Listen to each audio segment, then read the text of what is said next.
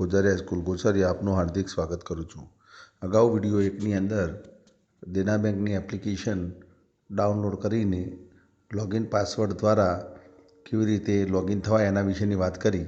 હવે આપણે દેના બેંકની એપ્લિકેશનમાં લોગિન થઈએ છીએ તો અહીં તમે દેના બેંકની એપ્લિકેશન સ્ક્રીન ઉપર જોઈ શકો છો મિત્રો।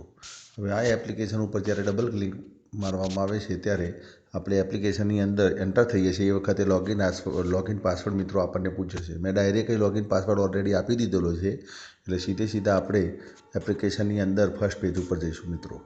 ફર્સ્ટ પેજ જ્યારે ખોલીશું ત્યારે મિત્રો સૌથી ઉપર આપણો એકાઉન્ટ નંબર જોવા મળે છે અને એની પાસે રાખેલા ડાઉન એરો કી ઉપર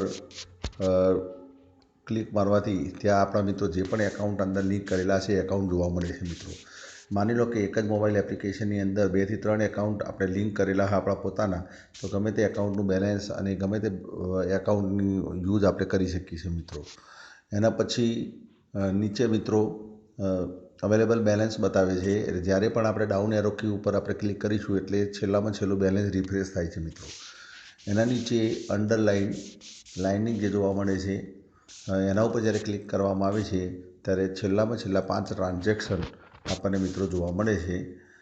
તો આ 5 ટ્રાન્ઝેક્શન લાસ્ટ 5 ટ્રાન્ઝેક્શન જ્યારે રનિંગ લાઇન ઉપર ક્લિક કરવામાં આવે છે ત્યારે મિત્રો આપણને જોવા મળે છે। તો વિડીયો 2ની અંદર આપણે આ માહિતી મેળવી મિત્રો।